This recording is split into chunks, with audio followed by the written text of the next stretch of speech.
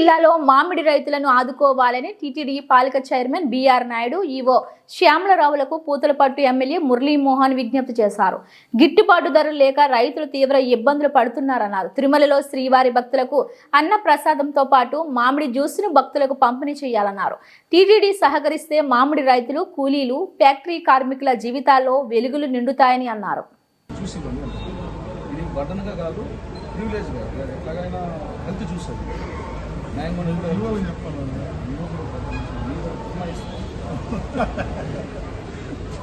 అందరికీ నమస్కారం. ఈరోజు తిరుమల తిరుపతి దేవస్థానం ధర్మకర్తల మండలి అధ్యక్షుల వారిని, కార్యనిర్వాహక అధికారి వారిని ఇద్దరిని కూడా వేరువేరుగా కలవడం జరిగింది. నేను ఒక పూతలపట్టు నియోజకవర్గ ఎమ్మెల్యేగా చిత్తూరు జిల్లా మామిడి రైతాంగ కష్టాలని చూసిన వాడుగా టీటీడీకి ఒక విన్నపం చేయడం జరిగింది. తిరుమల తిరుపతి దేవస్థానం భక్తులకి ఇతోధికమైనటువంటి సేవలు అందిస్తోంది. చిన్న కష్టం రాకుండా చూసుకుంటోంది. మంచినీళ్ళ నుంచి భోజనం వరకు కూడా సకల సదుపాయాలని కల్పిస్తోంది. ఈ క్రమంలో నడిచి వచ్చే భక్తులకు కానీ, క్యూ లైన్లో ఉన్నటువంటి భక్తులకు కానీ, అన్నదానంలో కానీ వారు పాలు ఇస్తున్నారు, మజ్జిగిస్తున్నారు. అదే సమయంలో మంచి అల్పాహారం ఇస్తున్నారు, క్యూ లైన్లో భోజనం పెడుతున్నారు. నేను ఈ సందర్భంలో 4 లక్షల కుటుంబాలు జీవన ఉపాధి అయినటువంటి మామిడి రైతాంగానికి సంబంధించి కూడా ఒక విన్నపం చేయడం జరిగింది. ఆ మామిడి రైతులు పండించినటువంటి పంటను అమ్ముకోలేకపోతున్నారు.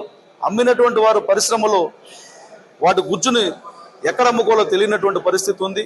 వాటిని కానీ జ్యూస్ చేసి తిరుమల తిరుపతి దేవస్థానం ఇచ్చినట్లయితే, తిరుమల తిరుపతి దేవస్థానం వాటిని తీసుకున్నట్లయితే క్యూ లైన్లో వస్తున్నటువంటి భక్తులకు కానీ, లేకపోతే నడిచి వస్తున్నటువంటి భక్తులకు కానీ, అదేవిధంగా అన్నదానంలో ఉన్నటువంటి భోజనం చేస్తున్నటువంటి భక్తులకు కానీ అనేక సందర్భాల్లో మీరు ఇచ్చే కూల్ డ్రింకులు కానీ ఆపిపెట్టి స్థానికంగా తయారవుతున్నటువంటి ఈ ఉత్పత్తుల ద్వారా ఒక ఆరోగ్యకరమైనటువంటి ప్రోడక్ట్ అయినటువంటి ఈ మామిడి జ్యూస్ని ఇచ్చినట్లయితే ఇటు భక్తులకు పరంగాను, అదేవిధంగా వారికి సంబంధించినటువంటి ఇమ్యూనిటీ పెంచే విషయంలోనూ చాలా కూడా ఉపయోగం ఉంటుంది. కాబట్టి ఈ విషయాన్ని ఆలోచించమని చెప్పి నేను విజ్ఞప్తి చేయడం జరిగింది.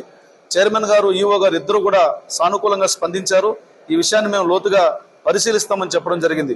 దీనివల్ల తిరుమల తిరుపతి దేవస్థానానికి పెద్దగా ఆర్థిక భారం కూడా ఉండకపోవచ్చు. ఎందుకంటే మీరు తీసుకొస్తున్నటువంటి అనేక రకాలైనటువంటి మజ్జిగ, లేకపోతే ఇంకొక పాలు, వీటి ఖర్చుతో పోల్చుకుంటే వీటి ఖర్చు చాలా తక్కువగా ఉంటుంది. అదే సమయంలో అనేక మీటింగ్స్కి లేకపోతే గెస్ట్లకి ఇస్తున్నటువంటి ఏదైనా శీతల పానీయాలతో పోల్చుకున్నప్పుడు ఇది ఇంకా తక్కువగా ఉంటుంది. మన గెస్ట్ హౌస్లు చాలా ఉన్నాయి. అక్కడ కూడా మనం కానీ ఈ మామిడి సంబంధించినటువంటి జ్యూస్ని ప్రమోట్ చేసినట్లయితే ఈ చిత్తూరు జిల్లాలో ఉన్నటువంటి సుమారుగా 6 లక్షల మెట్రిక్ టన్నులు ఒక సంవత్సరానికి ప్రొడక్షన్ వస్తుంది.